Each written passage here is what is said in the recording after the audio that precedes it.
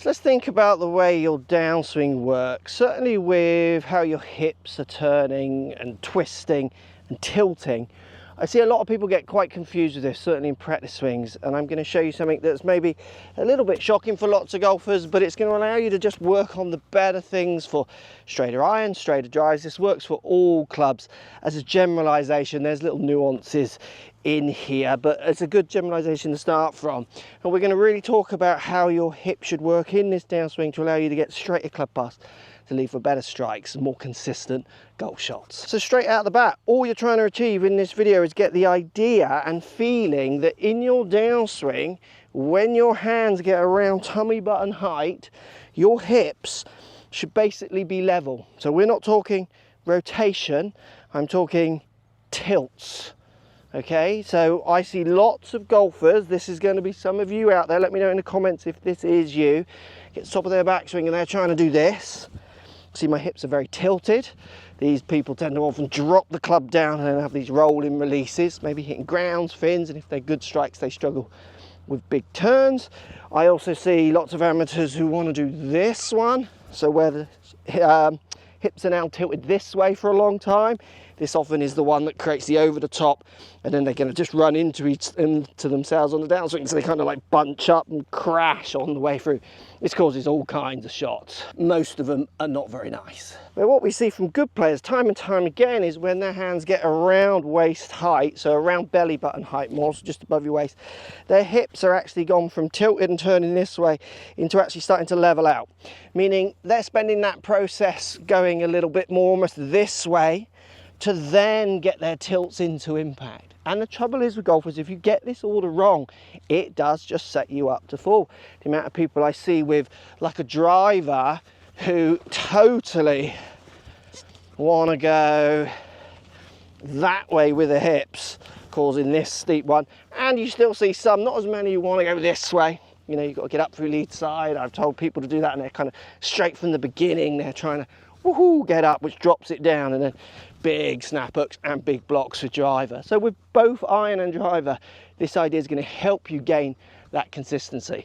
So how do we get the feeling of these hips leveling more on the downswing when your hands reach that middle part almost of the downswing? We're just going to take two clubs, and you're going to use one club as your lineup line, you know, like you would if you were practicing aim. Lots of people put a club on the floor for aim when they're practicing. So I've got this one down on the floor, I've got the club in my hand. Now what I'm going to do is go top of my backswing and stop, and I'm going to come down to where my hands get level with my tummy button, and I'm going to try and feel where my hips are. So if I'm tilting on the way back, which you should be, downswing we want to get level, which is about there as my hands come down. Now if you're again someone who goes early to get those hips level, the hands still left up there, that's just dropping the club in here. If you're someone turning and keeping that hip down late, that's so much more that way. So coordinating this move is going to allow you to get that club coming down on a better path, coming down on a more consistent path as well, to allow you just to get some level of shape consistency, low point consistency, and strike consistency. So I'm going to put this club on my hips. They're pretty much lined up to the top of my backswing with trail hands, so make sure you still make a full turn. You can see how my club is tilted and turned away from that club. Then what I'm going to do is I'm just going to pull my hands down and try and level this club. So don't worry about leveling it as in straight. We're thinking about this angle here. So tilt, get level, but I'm going to pull my hands down. So the idea, and this is a common thing we see with better players, if we talk hand speed, as they start their downswing, they're quick with their hands to start their downswing. So they're pulling this down before this has had a chance to kick or move. It's basically just leveling out what they did on the backswing. What we see from amateurs is they're quite slow with their hands as they start their downswing, which gives their body a chance to kind of get ahead of the hands, which is why we then see this kind of mess up down at impact as they come into the ball. Everything's out of sync. So what we're going to do again, put the club onto your waist, tilt, level, try and level it about there. See, I'm leveling it with that club. Now without the club on the waist, it's there. And what you're going to find is it's much more of a feeling of pulling down here, so pulling down with your arms, letting your arms drop, than it is this feeling of kind of going way like this with your hips, or lots of people going, oh, that way, and everything goes around. It's so subtle because you're looking at around 10-ish degrees of tilt that you're taking out in that first part of that downswing. So really trying to get the feeling on that downswing. You're pulling your arms down to around waist height, and these are leveling out, which is a tiny movement with your hips. And it'll feel, for lots of golfers, when I do it with them, it feels like everything goes down. So they feel like they sit down more. So rather than a push up, they feel like the hands drop and their knees drop, they drop to level that out. That's a good feeling. Lots of world-class players, backswing to downswing, are coming down to then get up through the ball. Amateurs just do not make those moves. Now, once you've got those hips more level, hands opposite, say more towards tummy button, now you can tilt and turn and get out.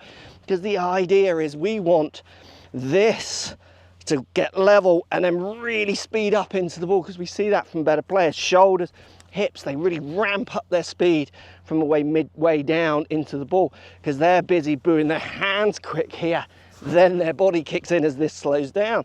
For lots of amateurs, they're the opposite way round.